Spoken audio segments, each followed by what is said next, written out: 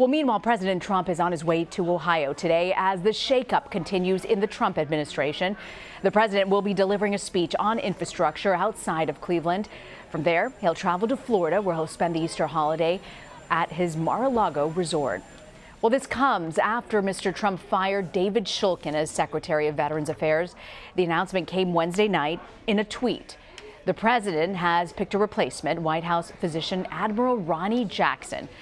If confirmed by the Senate, he will lead the government's second largest department. Daniel Lippman is the co-author of the Politico playbook. He joins me now. Okay, Dan, so I want to talk about Dr. Jackson, but first on the judge sort of denying the Stormy Daniels lawyer deposing the president. What do you think this means for the president and this case? It's definitely a victory for the president, but this could still get appealed, and I would expect future courts to look into this, and so it's a kind of a temporary stay for that. And Michael Cohen will still get deposed, and he is not allowed to lie, or he will face obstruction of justice charges or perjury charges. And so this is kind of like one small step in this long road of Stormy Daniels. Yeah, it has been a long road. I want to move on, though, and ask you about Dr. Jackson. If he's confirmed to take over at the VA, we know the VA is riddled with problems. He needs Senate confirmation. What do you think during those confirmation hearings that senators will be looking to ask? So this could turn into another Harriet Miers, which is a name we haven't heard in many years, who was President Bush's nominee for the Supreme Court, who was a personal friend of his, but not very qualified for the job. And so her nomination was, not approved because he had to pull it. This guy does not have much management experience. He may be a nice guy. He may be a good doctor. But this VA agency and department has seen so much mismanagement over the years that has left, veterans waiting for care. And the fact that President Trump, he fired David Shulkin, who was universally respected on Capitol Hill. He won 100-0 approval when he was nominated by President Trump. And he had a lot of support from veterans organizations. And so I think President Trump just did not like the bad headlines out of Shulkin's Wimbledon scandal when he used taxpayer dollars to take a European vacation, which is a no-no. He should, that was a huge mistake on his part. Dan, I want to play you some sound. It's from President Trump's former campaign manager, Lewandowski. He's addressing the criticism that Dr. Jackson just doesn't have the management experience. Well, Chris, I think if you look back and you look at the previous VA secretaries, those who have supposedly had management experience who've come in, we've seen disasters under their regimes. If you look at the tragedies that took place in Phoenix, Arizona, from a VA secretary who supposedly had management experience, that didn't help save the lives of the veterans who waited for care in Phoenix, Arizona. We can criticize the Admiral if we want to for his lack of leadership experience, but previous leadership experience of large agencies does not directly correlate to getting the veterans the care that they need. Is he making a fair point there? And has the president had success with unconventional picks? I think that is not a bad point by Corey. And I think the test will be, does he do well in his confirmation hearings? Because senators on the Veterans Affairs Committee will have, tons of questions about how much has Dr. Jackson, or Dr. Ronny, as White House staffers call him, how much thought has he given into this agency?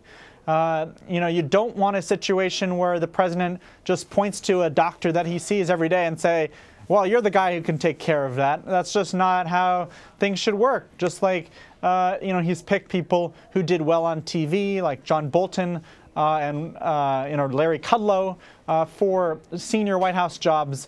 And the president was very thrilled when Dr. Ronny Jackson did well in telling the press during an hour-long briefing that he was in perfect health and could live to 200. And so that really gave Trump, confidence in this guy. But he may have confidence in this guy when it comes to health. But you look at Ben Carson over at HUD, no HUD experience. You look at Rex Tillerson over at State, no state experience. Does that really work for him? Yeah, that's a great point. I think some of the picks in the cabinet have reminded official Washington that experience is important.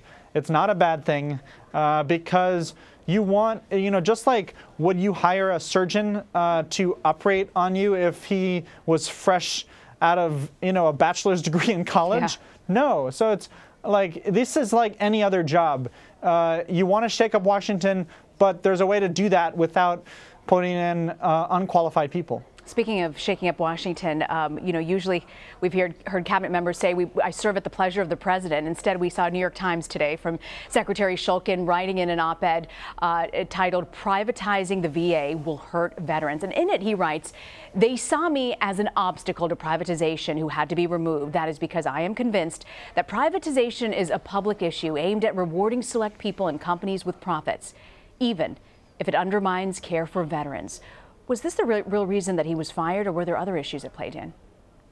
I think that was one big reason, and it's a kind of a reminder that this is not, just about Shulkin. It's about this long-term conservative effort to privatize parts of the VA as kind of a keep government smaller initiative. And they think the VA is bloated, and it is bloated, but a lot of veterans might get worse care if it was just private companies in charge. And so these are real people's lives on the line. And it's amazing to see Shulkin, and very surprising that a guy like Shulkin, who was just fired yesterday, have a big New York Times op-ed. You did not see that when Rex Tillerson was fired or H.R. McMaster. And so I think they're probably waiting for their books. I don't remember the Obama administration or the George W. Bush administration or Clinton before that, folks leaving and then going on to write an op-ed, but we are in unusual times. Yes. I do want to ask you, though, at the same time, today is the last day for White House Communication Director Hope Hicks. Our reporting shows that staffers there have a bit of trepidation. What do you think this means for her and for, the White House having her exit at this point? So, she was Trump's main confidant. Your colleague, Jackie Alamani, had a great story yesterday about how it was, she was very trusted by the president. It's going to be tough to replace her. But Trump is his own communications director. That's not an original point. Other people have made that.